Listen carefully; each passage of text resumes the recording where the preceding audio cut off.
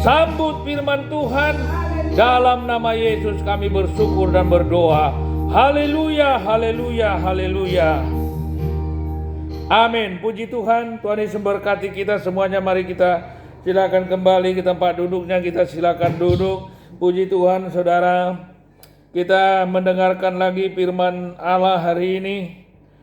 Minggu ini adalah minggu kita memasuki lagi, saudara, akhir-akhir Agustus. Dan kita sudah mau mengakhiri bulan Agustus yang akan memasuki bulan September. Sungguh tidak terasa waktu berjalan dengan sangat cepat, saudara. Nah, di sini kita harus mempersiapkan diri benar-benar lebih sungguh lagi karena kedatangan Yesus sudah di ambang pintu. Puji Tuhan, saudara. Hari ini kita membuka Alkitab kita. Kita mau melihat lagi bagaimana Tuhan Yesus itu sangat menghendaki kita, anak-anaknya, supaya kita selalu bersekutu dengannya. Kita membuka Alkitab kita dalam Kisah Para Rasul pasal 10 ayat 1 sampai dengan ayat yang keempat.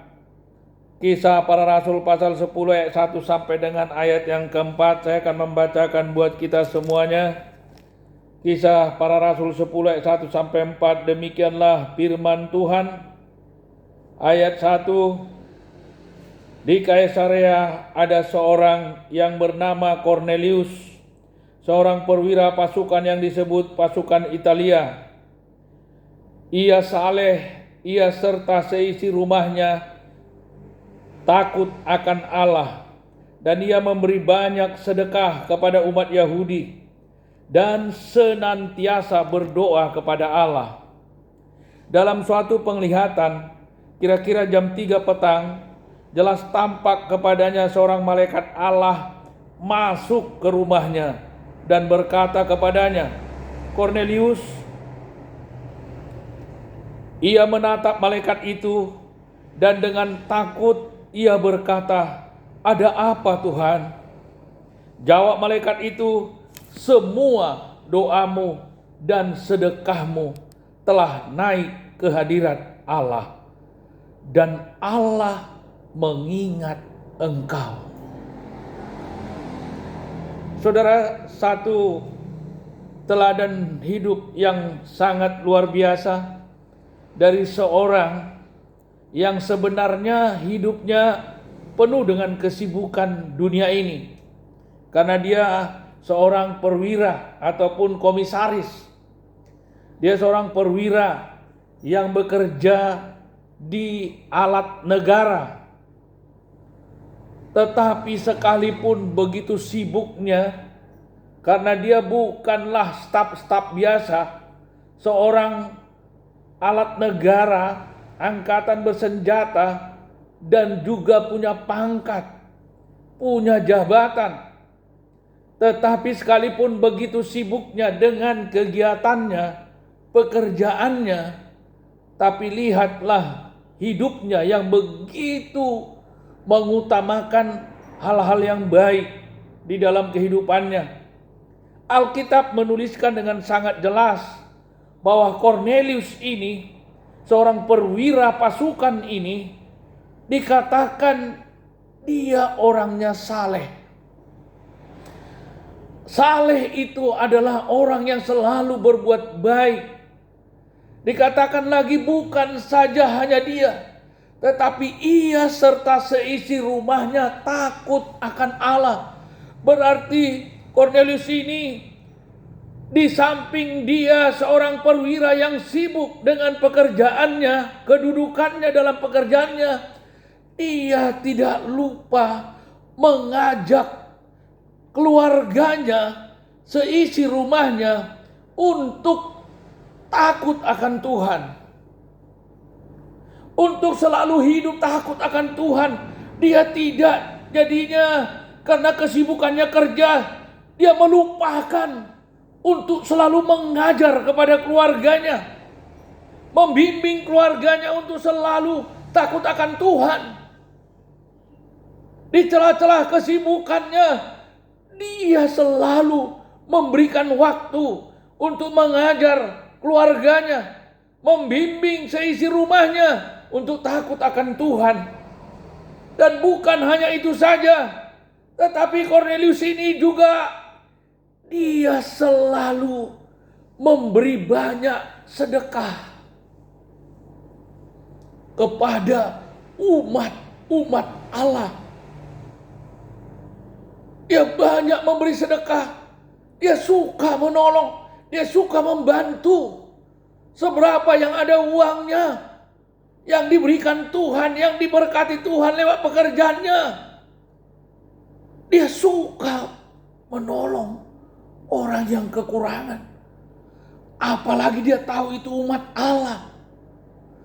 Umat Yahudi itu adalah umat Allah. Yang sekarang ini bukan saja umat Yahudi, umat Allah itu, tetapi semua orang yang hidup dalam Tuhan disebut umat Allah. Dia suka sekali menolong, membantu orang-orang yang berkekurangan. Apalagi dia tahu itu kalau umat Allah. Dan satu lagi, ada begitu banyak hal-hal kebiasaan yang baik yang dilakukan Kornelius ini dalam hidupnya. Satu lagi, dikatakan dia senantiasa berdoa kepada Allah. Sekarang ini sebenarnya lewat kehidupan Kornelius yang sebagai contoh ini, tidak akan ada alasan bagi orang-orang yang mempunyai jabatan apapun di dalam pekerjaan dunia ini untuk menjadi alasan dia tidak punya kesempatan waktu berdoa. Tidak punya kesempatan untuk memberi sedekah. Tidak punya kesempatan untuk berbagi. Itu tidak punya alasan bagi seorang, walaupun kesibukan pekerjaannya sangat tinggi dengan jabatan kedudukan yang dia miliki. Tetapi ini sebagai teladan yang menjadi diilhamkan Allah sehingga dituliskan dalam kitab suci kita ini. Kehidupan Kornelius yang sebagai perwira, pemegang jabatan sebagai alat abdi negara, tapi dia tetap memilih hidup yang saleh, serta seisi rumahnya yang selalu dia bimbing, dia ajari untuk takut akan Allah. Dan bahkan dia begitu suka memberi banyak sedekah kepada umat Allah. Dan yang lebih luar biasa lagi, dia membiasakan hidupnya untuk senantiasa berdoa kepada Allah. Masih adakah orang-orang yang mau memilih hidup seperti ini? Di tengah-tengah gejolak dunia ini, apalagi seorang yang mempunyai kedudukan jabatan dalam pekerjaannya, masih adakah orang yang mau memilih hidup yang seperti ini? Atau adakah gunanya kalau memilih hidup yang seperti ini? Atau lebih gampang memberikan alasan, saya cukup sibuk dengan pekerjaan saya, karena jabatan yang memegang saya harus menuntut saya untuk memikirkan banyak hal dalam pekerjaan saya, hingga saya tidak sempat lagi untuk berdoa. Ya, kalau sekali-sekali berdoa mungkin bisa, tapi kalau untuk senantiasa berdoa, sering berdoa, itu saya tidak punya waktu. Apalagi untuk memberikan sedekah, saya punya banyak kebutuhan. Profesi saya sebagai pemegang jabatan menuntut saya untuk mempunyai banyak keperluan, sehingga saya tidak bisa cukup untuk memberi sedekah. Kemudian saya tidak punya waktu lagi untuk membimbing keluarga saya untuk hidup takut akan Tuhan. Biarlah mereka sendirilah yang mengerti. Mereka sendirilah yang sadar. Mereka akan bisa melihat aku sebagai orang tuanya yang begitu sibuk. Apakah begitu yang dipilih banyak orang sekarang ini? Tidak lagi memberikan hati yang seperti menteladani kehidupan Kornelius ini. Apakah bisa dilakukan hal seperti yang dilakukan Kornelius ini untuk seorang yang punya kesibukan tinggi? Saudara, jawabannya setiap manusia mau punya jabatan atau tidak, waktunya semua sama 24 jam. Berarti semuanya tergantung pribadi masing-masing untuk mengelola waktu yang Tuhan berikan dalam satu hari. Berarti kehidupan Kornelius, dia bisa benar-benar memanage waktunya, mengelola waktunya dalam kehidupannya, sehingga dia memilih yang tepat untuk melakukan yang tepat, yaitu dengan selalu hidup dengan saleh,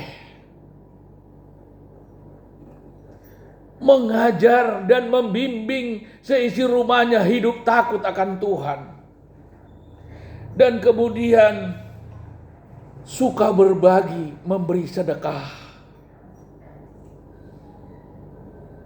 Dikatakan di sini memberi banyak sedekah. Berarti bisa dikatakan dalam jumlah dan dalam kualitas ukurannya banyak. Artinya sering memberi sedekah dan jumlahnya pun bisa termasuk dalam jumlah yang banyak. Saudara, tapi kenapa Kornelius tidak dalam kekurangan hidupnya? Karena kunci firman Tuhan, orang yang memberi banyak akan menuai banyak.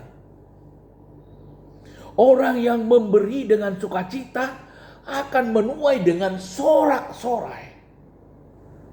Orang yang menabur banyak, memberi sedekah banyak, kita bisa melihat kehidupan Kornelius perwira ini, dia bukan malah kekurangan, walaupun dia memberi banyak sedekah. Tapi hidupnya tidak kekurangan. Kenapa? Karena orang yang memberi lebih berbahagia daripada orang yang menerima. Orang yang menabur banyak akan menuai banyak. Itulah yang dipegang perwira pasukan ini yang bernama Kornelius ini. Sehingga dia memilih hidup saleh, mengajari seisi rumahnya hidup takut Tuhan, dan suka berbagi.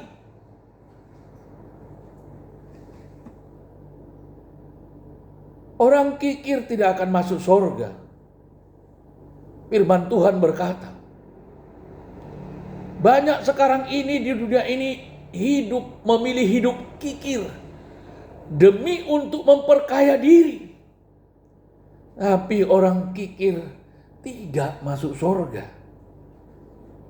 Berarti orang yang suka menabur, memberi banyak sedekah, menolong orang-orang lemah, dan memberi kepada umat Allah akan menuai dengan banyak juga. Orang yang suka menabur, berbagi banyak, hidupnya tidak akan kekurangan, karena Allah memperhatikan orang yang suka memberi. Kita bisa melihat di ayat berikutnya, di ayat 3. Oh, sesuatu hal yang luar biasa pun Allah senang melakukannya kepada Kornelius ini. Di ayat 3 dikatakan dalam suatu penglihatan kira-kira jam 3 petang, jelas tampak kepada Kornelius seorang malaikat Allah masuk ke rumahnya dan berkata kepadanya, "Kornelius." Saudara, begitu senangnya Allah menyuruh malaikatnya untuk pergi mengunjungi Kornelius ke rumahnya.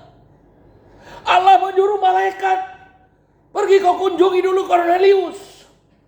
Seorang yang saleh, berbuat baik dan suka memberi sedekah. Dia sangat memilih untuk berbuat baik dalam hidupnya. Malaikat tolong pergi kunjungi dia ke rumahnya. Malaikat itu datang mengunjungi Kornelius ke rumahnya. Dikatakan di sini jelas tampak olehnya. Dalam satu penglihatan kira-kira jam 3 petang, jelas tampak kepada Kornelius seorang malaikat Allah masuk ke rumahnya dan berkata kepadanya, "Kornelius." Malaikat itu sudah cukup familiar dengan nama Kornelius. Kenapa? Berarti sudah sering disebut Allah nama Kornelius itu di sorga, bahwa dia seorang yang baik, seorang suka memberi sedekah. Sampai malaikat itu pun sering mendengar dari Allah menyebut nama Kornelius. Bahkan di ayat 4 lebih jelas lagi dikatakan di sini, ketika malaikat itu masuk dan memanggil nama Kornelius, ayat 4 dikatakan, ia menatap malaikat itu. Kornelius menatap malaikat itu, dan dengan takut ia berkata, "Ada apa Tuhan?" Dia tahu malaikat itu adalah utusan Tuhan, membawa berita dari Tuhan. Datang ke rumahnya, dia langsung menyebut bahwa kepada Tuhan yang mengutus malaikat itulah dia bertanya, "Ada apa Tuhan?" Lalu jawab malaikat itu. Kita perhatikan di sini saudara, apakah jawab malaikat itu? "Semua doamu dan sedekahmu telah naik ke hadirat Allah."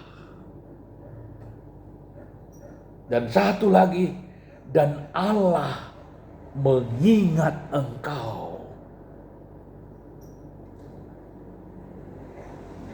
Saudara, berarti Allah sudah sering menyebut nama Kornelius kepada malaikat-malaikat di surga. Karena mengingat kebaikan Kornelius ini. Jadi kebaikan itu memang sangat berarti di mata Allah. Kebaikan yang kita buat sangat dipandang Allah. Hanya saja perlu diberitahukan di sini bahwa kebaikan saja tidak cukup untuk menyelamatkan kita. Tidak cukup hanya berbuat baik untuk menyelamatkan kita bisa masuk ke surga. Tetapi tetap harus jalan melalui Yesus.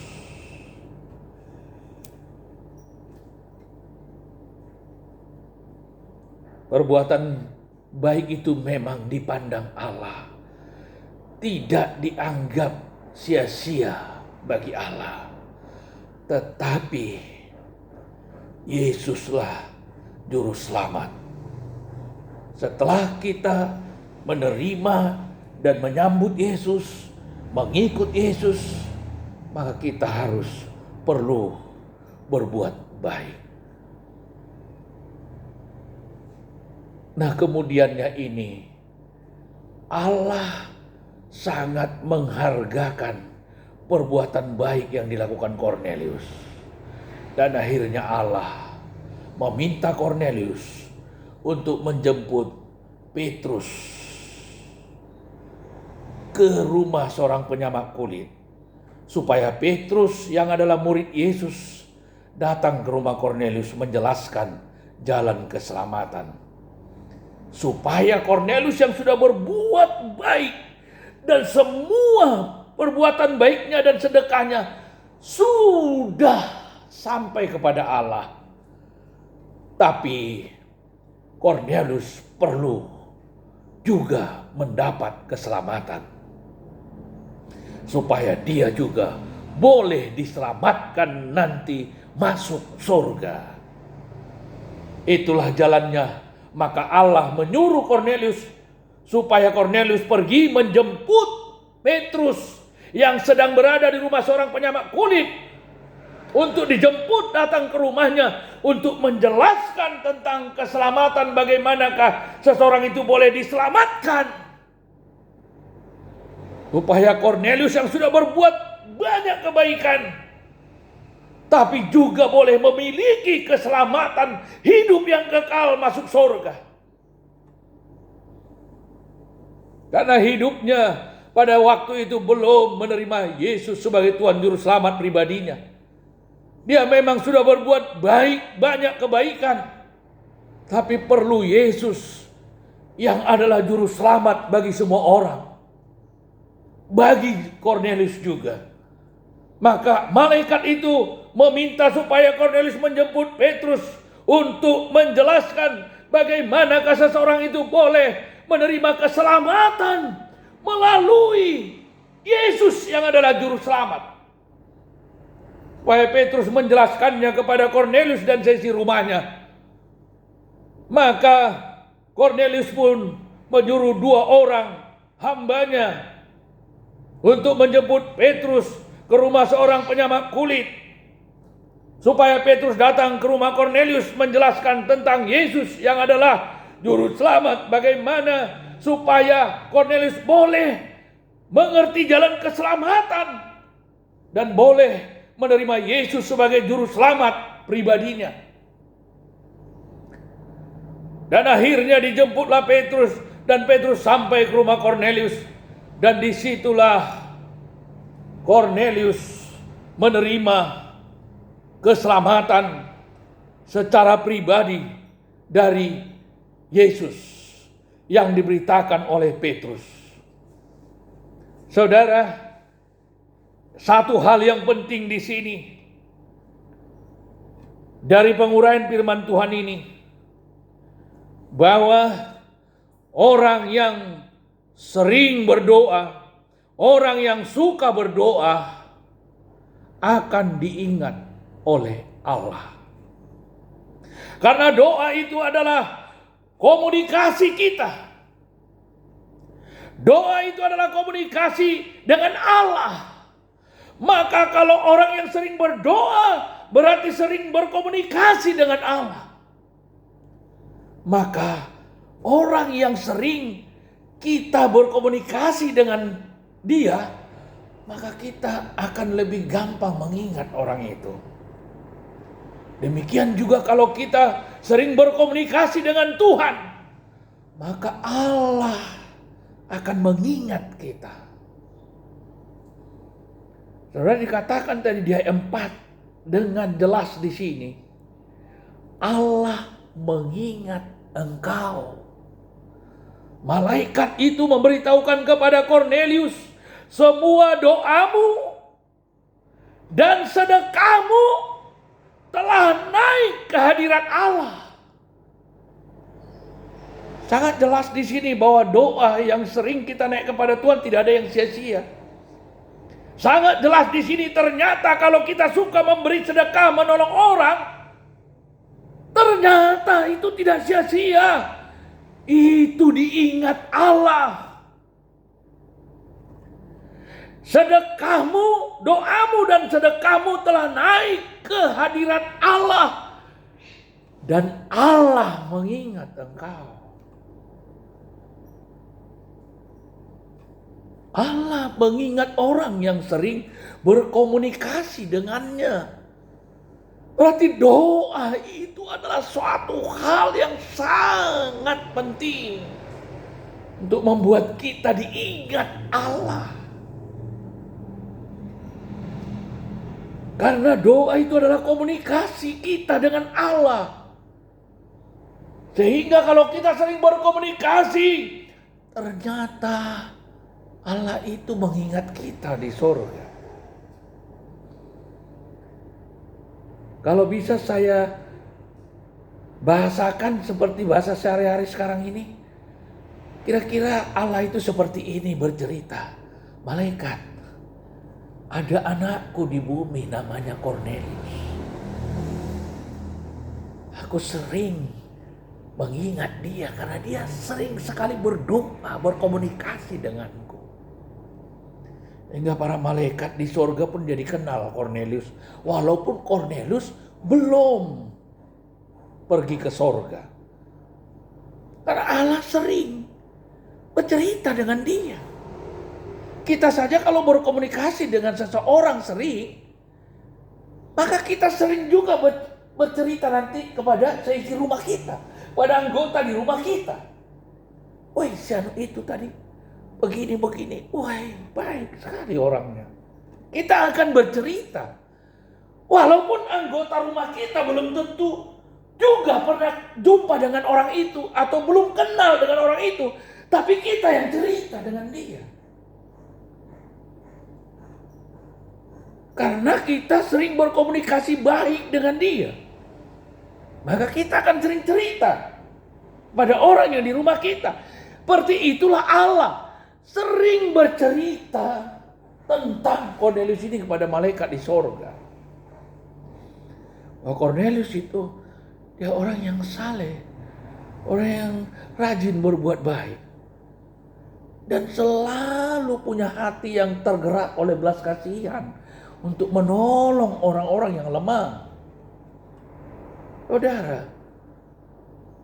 sangat jauh Cornelius ini di bumi, Allah itu di sorga, tapi bisa dilihat Allah kebaikan yang dilakukan Cornelius. Berarti kalau kita berbuat baik, kalau kita suka berbagi, memberi sedekah pada orang-orang yang kekurangan, berarti dilihat Allah. Berarti tidak sia-sia. Biarlah orang lain tidak usah melihatnya. Ketika kita memberi kepada seseorang, tidak perlu supaya dilihat orang lain. Biar hanya Allah yang melihatnya, tidak apa-apa. Allah di tempat yang tersembunyi ternyata melihat Cornelius yang suka memberi sedekah, yang suka menolong orang yang lemah. Dia ingat perkataan Tuhan Yesus, jikalau engkau memberi secangkir air kepada orang yang lemah ini, itu kamu sama dengan memberi kepada aku.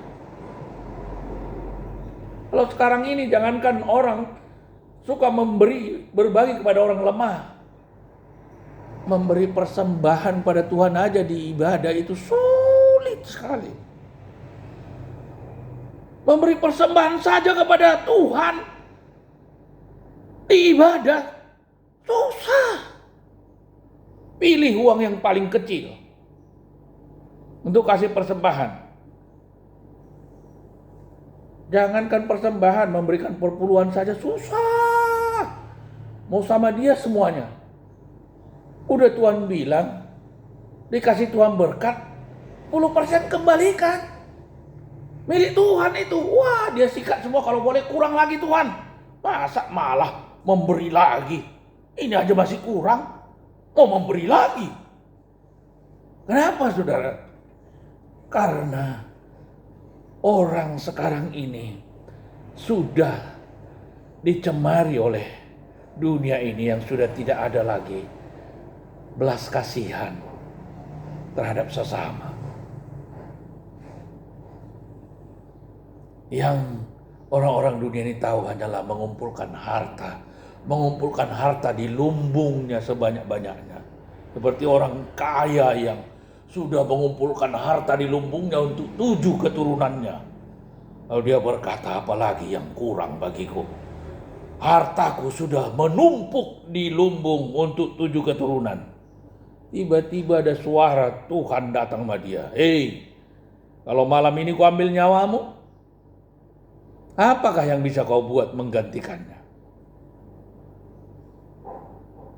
Saudara, sebenarnya nggak usahlah harus ditakut-takuti suara dengan suara-suara yang seperti itu.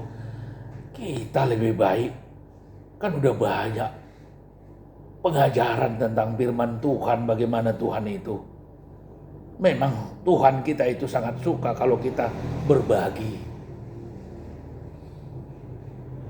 Apa Tuhan berikan contoh kehidupan Kornelius ini di Alkitab ini. Bagaimana senangnya Tuhan dengan orang-orang yang suka berbagi, memberi sedekah. Tapi satu yang ditekankan firman Tuhan pada hari ini di sini, inti dari semua penguraian firman Tuhan pada minggu ini, yaitu orang yang sering berdoa akan diingat Allah. Okelah, kita ambil satu penekanannya. Hal berdoanya sajalah.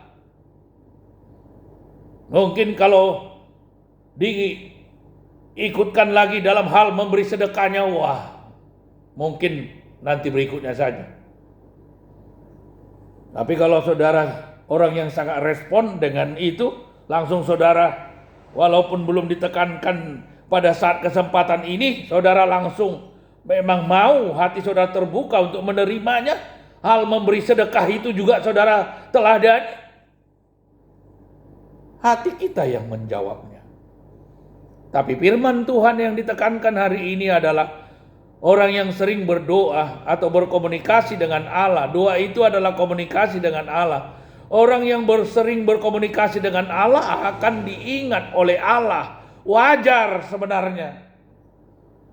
Sama seperti kita kalau sering berkomunikasi dengan seseorang, komunikasi yang baik, kita akan gampang mengingat orang itu. Saudara, di ayat 4 dikatakan tadi, Allah mengingat engkau. Malaikat sorga yang diutus Allah tadi memberitahukan langsung. Ya, berarti malaikat ini menjadi saksi di sorga bahwa memang benar Allah sering cerita tentang Kornelius kepada malaikat-malaikat di sorga. Kalau seperti bahasanya sehari-hari sekarang ini, Kornelius, kau sering dibicarakan Allah di sorga atas semua kebaikan yang kau berikan. Masa? Kornelius pasti hampir-hampir kan nggak percaya kan? Karena aku ini kayaknya nggak ada apa-apanya, kayak biasa-biasa aja kok yang kubuat. Kenapa dibilang banyak memberi sedekah, banyak membagi? Sepertinya aku tidak terlalu banyak juga memberi sedekah. Kayak bagiku itu kayak biasa saja. Tapi itulah orang yang rendah hati ya. Orang yang udah banyak memberi sedekah pun dia nggak pernah merasa udah memberi banyak. Nah, orang yang rendah hati, saudara. Karena orang memberi sedikit saja, wah, udah cerita segudang dia. Udah cerita sekampung. Aku memberi tadi. Wah, segini besar kali pemberianku. Gak usah. Biar hanya Allah yang tahu. Amin. Hanya Allah lah yang tahu apa yang kita berikan. Gak usah kita gembor-gemborkan sama orang. Yang penting kita memberi dengan tulus. Orang yang memberi dengan tulus dan bukan dengan paksaan, maka itulah yang diperhitungkan Allah. Bahkan firman Tuhan berkata, jikalau tangan kananmu memberi, bila perlu tangan kiri pun jangan tahu. Raba-raba tangan kanan yang meraba dari kantong, raba-raba di kantong, kasihkan. Nggak usah oper ke tangan kiri lagi, baru tangan kiri oper ke tangan kanan lagi. Supaya seolah-olah singgah di tangan kiri untuk mengetahui berapa yang dikasih. Jika tangan kanan mau memberi, bila perlu tangan kiri pun, kalau boleh tidak usah tahu, tidak perlu tahu, tidak usah tahu. Artinya orang yang dekat kali pun dengan kita, kalau boleh nggak usah perlu tahu. Tangan kanan dengan tangan kiri itu kan udah yang paling dekat lah itu. Karena sama-sama tangan. Kalau tangan dengan kaki masih beda, masih ada jaraknya. Oh, tangan sama-sama tangan, tinggalnya sama, tinggalnya di atas bahu ini dua-dua. Mata tangga dekat dan fungsi sama.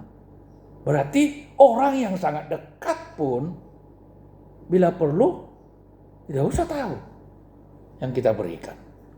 Biar saja Allah yang tahu. Itulah contohnya, maksudnya, saudara. Ya. Tetapi kalaupun ada orang yang kita ceritakan bahwa apa yang kita berikan kepada orang itu juga tidak bisa dikatakan salah, asal memberitahunya dengan sikap hati yang baik, bukan karena mau pamer. Sikap hati yang benar. Karena apa? Perlu juga, biarlah kata firman Tuhan, kebaikanmu diketahui orang. Supaya apa? Ya supaya orang tahu juga, mencontohnya untuk berbuat baik sama seperti yang kita lakukan. Yang penting sikap hati kita bukan mau pamer, tapi orang bisa mencontoh ketika orang itu mengetahui mana yang diperbuat kita yang baik. Makanya Allah menuliskan perbuatan baik Kornelius ini di Alkitab ini. Apa Allah di sini mau mempamerkan? Bukan, tetapi supaya kita bisa mencontoh kebaikan yang dilakukan Kornelius ini.